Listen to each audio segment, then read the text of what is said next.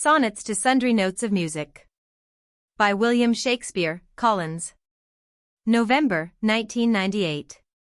Sonnets to Sundry Notes of Music. By William Shakespeare. It was a lording's daughter, the fairest one of three, that liked of her master as well might be. Till looking on an Englishman, the fairest that I could see, her fancy fell a-turning. Long was the combat doubtful, that love with love did fight, to leave the master loveless, or kill the gallant knight, to put in practice either. Alas, it was a spite unto the silly damsel. But one must be refused, more mickle was the pain, that nothing could be used, to turn them both to gain, for of the two the trusty knight was wounded with disdain. Alas, she could not help it. Thus art, with arms contending, was victor of the day, which by a gift of learning did bear the maid away. Then, lullaby, the learned man hath got the lady gay, for now my song is ended. 2. On a day, alack the day. Love, whose month was ever May, spied a blossom passing fair, playing in the wanton air, through the velvet leaves the wind, all unseen, gone passage find, that the lover, sick to death, wished himself the heaven's breath. Air, quoth he, thy cheeks may blow, air, would I might triumph so. But, alas!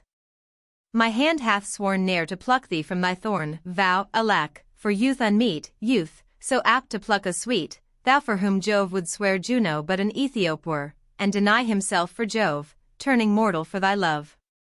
3. My flocks feed not, my ewes breed not, my rams speed not, all is amiss, love is dying, faith's defying, heart's denying, causer of this.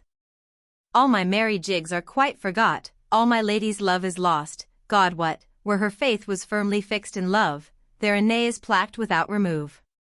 One silly cross wrought all my loss, O frowning fortune, cursed, fickle dame. For now I see, inconstancy more in women than in men remain. In black mourn I, all fears scorn I, love bath forlorn me, living in thrall, heart is bleeding, all help needing, O cruel speeding. Fraught with gall.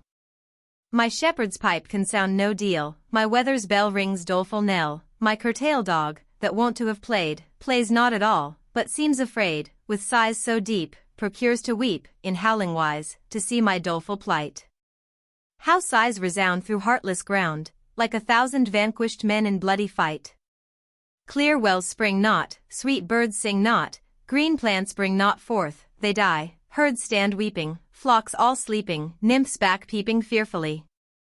All our pleasure known to us poor swains, all our merry meetings on the plains, all our evening sport from us is fled, all our love is lost, for love is dead.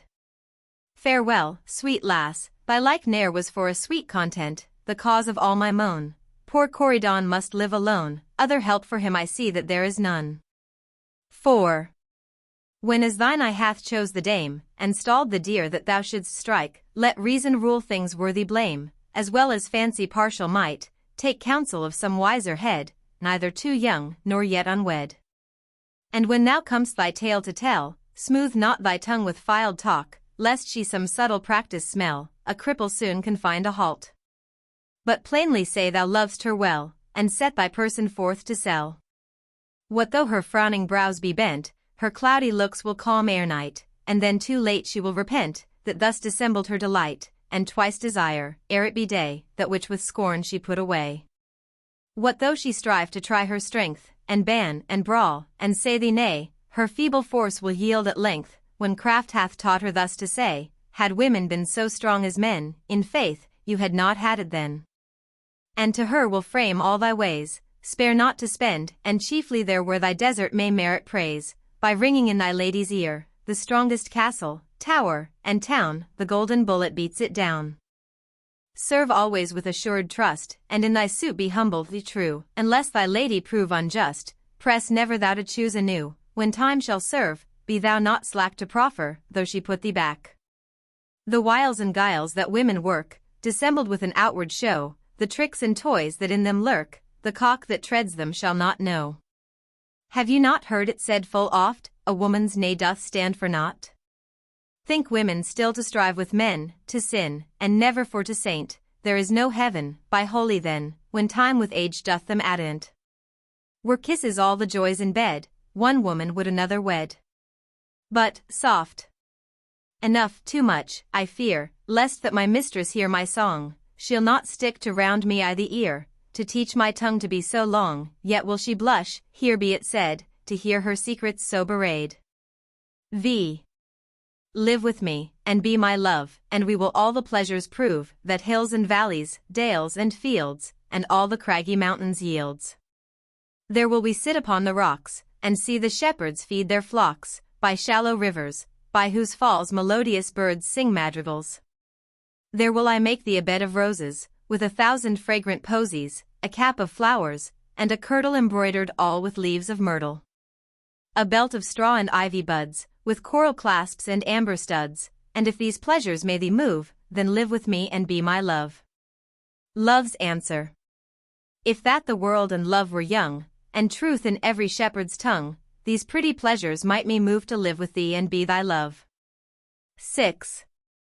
As it fell upon a day in the merry month of May, sitting in a pleasant shade which a grove of myrtles made, beasts did leap, and birds did sing, trees did grow, and plants did spring, everything did banish moan, save the nightingale alone. She, poor bird, as all forlorn, leaned her breast up till a thorn, and there sung the doleful ditty, that to hear it was great pity. Fie, fie, fie, now would she cry, teru, teru, by and by, that to hear her so complain, scarce I could from tears refrain. For her griefs, so lively shone, made me think upon mine own. Ah, thought I, thou mourn'st in vain, none take pity on thy pain, senseless trees, they cannot hear thee, ruthless bears, they will not cheer thee. King Pandion, he is dead, all thy friends are lapped in lead, all thy fellow birds do sing, careless of thy sorrowing. Even so, poor bird, like thee, none alive will pity me. Whilst as fickle fortune smilled, thou and I were both beguiled. Every one that flatters thee is no friend in misery. Words are easy like the wind, faithful friends are hard to find. Every man will be thy friend, whilst thou hast wherewith to spend, but if store of crowns be scant, no man will supply thy want. If that one be prodigal, bountiful they will him call, and with such like flattering, pity but he were a king. If he be addict to vice, quickly him they will entice, if to women he be bent, they have at commandment, but if fortune once do frown, then farewell his great renown, they that fawned on him before, use his company no more. He that is thy friend indeed, he will help thee in thy need, if thou sorrow, he will weep, if thou wake, he cannot sleep, thus of every grief in heart he with thee doth bear a part. These are certain signs to know faithful friend from flattering foe. End of project. Gutenberg e-text of Sonnets to Sundry Notes of Music by Shakespeare. PG has multiple editions of William Shakespeare's complete works.